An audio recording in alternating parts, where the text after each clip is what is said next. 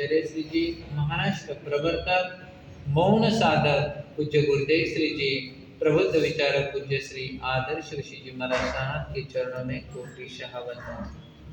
जिन वाणी का पान करने हेतु पहुंचे हुए जिज्ञासु, दया के माध्यम से जीवों की रक्षा करने हेतु पहुंचे हुए सभी भाई और बहनों, आप सभी के भीतर विराजमान शुद्ध स्वरूप परमात्मा को भाव से।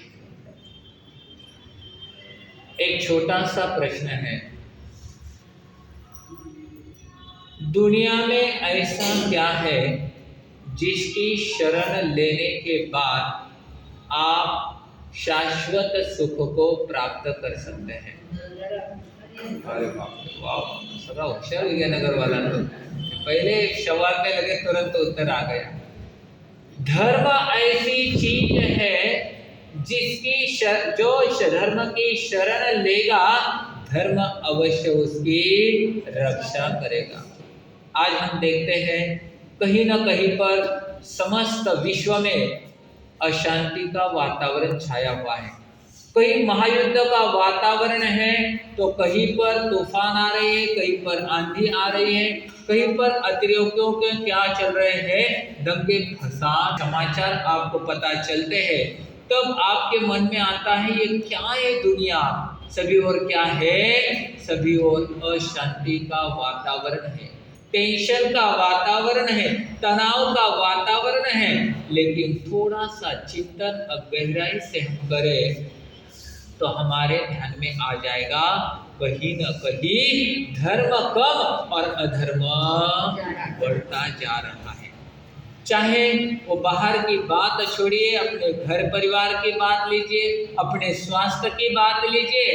कहीं कहीं बीमार रहते कोई ना कोई व्यक्ति, किसी को भयंकर बीमारी होती है, कोई को छोटी बड़ी बीमारी होती है, कहीं कहीं का अनमनाव बन जाता है, कहीं कहीं दुख की छटा आती है। तो इसका कारण क्या है? इसका कारण क्या है? हमारा धर्म का जोर पहले कम पड़ा है।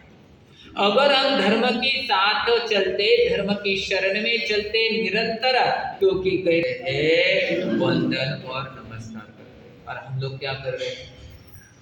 कौन कौन से देवी का अनुष्ठान कर रहे हैं, कौन कौन से देवी को प्रसन्न करने के लिए, सुख शांति पाने के लिए कहाँ कहाँ जा रहे हैं, कहाँ कहाँ भटक रहे हैं। और यहाँ पर धर्म बता रहा है, जैन शास्त्र बता रहे हैं, जैन दर्शन बता रहे हैं कि देवता भी उस व्यक्ति के चरणों में आकर नतमस्तक होता है जिसके जीवन में अहिंसा, संयम और तप रूपी त्रिवेणी धर्म सदा बहता हुआ रहता है।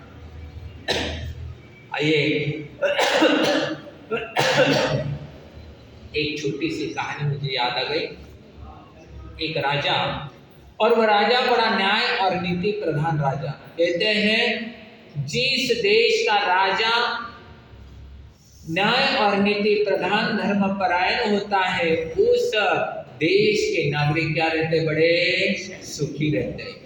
जहाँ का राजा ही खूंखार रहेगा, जहाँ का राजा ही सख्त कुव्यसनों का अधीन होगा, उस देश की दुनिया जनता कभी भी सुखी और समाधानी नहीं रह सकती है।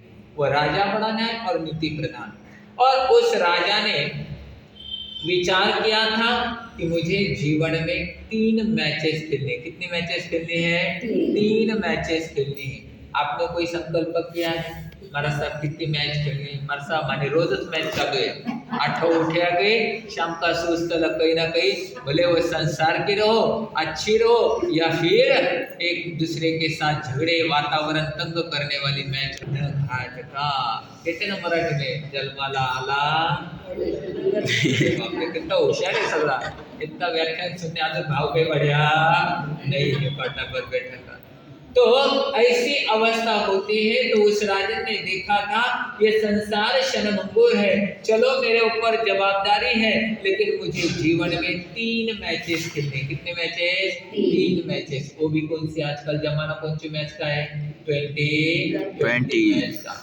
पहली मैच पूर्ण हुई थी, दूसरी मैच पूर्णाहुति की ओर बढ़ रही थी, और उस राजन ने विचार किया मेरा इकलौता पुत्र है, उस पुत्र को मैं तो राजा बनाना चाहता हूँ, लेकिन सुख और दुख में इसका साथ देने वाला कोई ना कोई मंत्री होना चाहिए। इसलिए एक दिन भरी हुई सभा में राजन खड़े हो गए और ऐलान कर दिया, आज शाम को सूर्यास्त के पहले पहले इस नगरी से राजकुमार को हद्दपार होना है, हद्दपार किया जा रहा है। जो राजकुमार की सहायता करेगा उसे मौत के घाट उतार दिया जाएगा। सभा में सभी मंत्रीगण बड़े ही आश्चर्यचकित हो गए, ये ऐसे कैसे हो गया?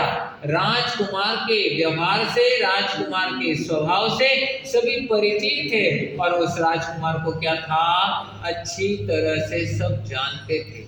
लेकिन राजा ने ऐसा कौन सा अपराध हो गया, ऐसा कौन सा कार्य राजकुमार ने किया जिसके लिए राजा ने इतना बड़ा फरमान निकाला है? तो उस वक्त राजन खड़ा हो गए, लेकिन किसी की सवाल राजन को पूछने की हिम्मत नहीं हो गई है। सभा विसर्जित हो गई है, सभी और वातावरण ऐसे चल रहा है। वार्ता, क्योंकि अच्छी बातें जल्दी पसरती नहीं, फैलती नहीं, लेकिन कुछ गड़बड़ी हो गई तो तुरंत पूरे गांव भर, पूरे शहर भर वो चर्चा तो चालू हो जाती है।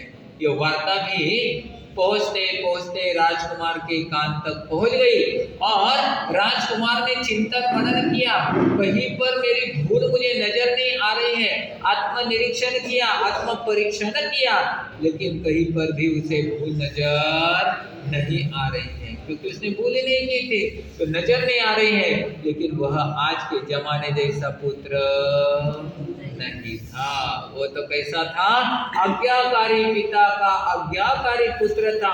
अच्छे संस्कार उसे मिल गए थे, इसलिए उसने कहा नहीं, पिताजी ने जो आदेश दिया है, पिताजी ने जो फरमान दिया है, उसका मुझे क्या करना, पालन करना। आजकल तो कोई भी जावे थोड़ा सा लिखा पढ़ा कॉलेज में टावर जावने लग गया कि बाबा थाने कहीं समझे, चुपचाप बैठो। घर घर की कहानी मार साहब इन विषय ने जितो बोला ना वो तो कम है। लेकिन वो आज्ञाकारी पिता का पुत्र था, तो उसने कहा नहीं, पिता ने जो फरमान निकाला है उसे मुझे क्या करना है, उसे पालन करना है। और उसने विचार किया, अब थोड़ा सा टाइम है, अपने जो 3 उसके फ्रेंड थे उन फ्रेंड से जाकर मैं वार्तालाप करूं और उसके बाद मैं क्या करूं, नगरी से हद्दपार यानी नगरी को छोड़